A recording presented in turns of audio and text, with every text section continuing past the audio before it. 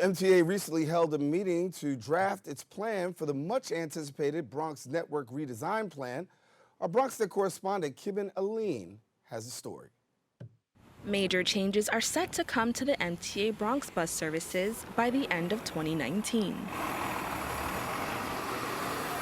The MTA plans to improve, reroute, and discontinue services on over 40 buses that affect several communities in the Bronx. One of those communities is Co-op City, where District 12 Council member Andy King and concerned Bronxites held a meeting hoping to stop the changes coming their way. We've learned that Section 5 will be cut off from all buses. The 6 buses that come here, only one will continue to come. We're trying to understand what it was you're thinking without talking to anybody in Co-op City. Now, the public is talking. One Bronxite says the redesign will make daily transportation difficult for her family. I don't think that's most effective for the residents, especially, I have a disabled child. I mean, it's a challenge for him when it's a lot, when we're getting on overcrowded buses already. The MTA plans to have what they call the final plan by September 2019. If you're interested in getting your voice heard about these changes, you can attend the open house held by the MTA at River Bay Corporation from 6 to 8:30 p.m. on June 27th.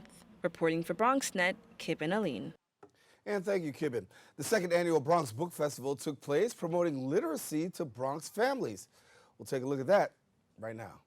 In an effort to promote literacy and a love of reading, organization The Bronx is Reading hosts their second annual Bronx Book Festival at Fordham Plaza. The festival honored furthering the connection between the world of books and the Bronx, a connection that was there but needed more visibility.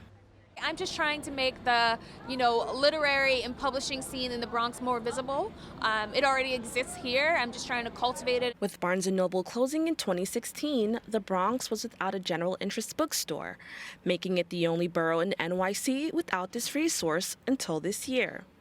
The Bronx is Reading helped fill this gap for festival goer and Bronxite Esther. And it's cool that you don't have to go all the way to Manhattan or all the way to Brooklyn or leave the state, that you can just be in your borough that you live in and be able to attend something like this. Founder of the Bronx is Reading, Ceresia Fennell, knows all too well the importance of highlighting reading to younger audiences, being a mother of a 9-year-old herself. We really, really need to, enrich our children's minds so that they can grow up to be wonderful, independent individuals who can read and write. To stay updated with the Bronx is Reading, you can visit their website, thebronxisreading.com. Reporting for BronxNet, Kibin Aline. And thank you, Kibin. That's all for our Bronx updates. We are taking a quick break, but we do have more open coming up right after this.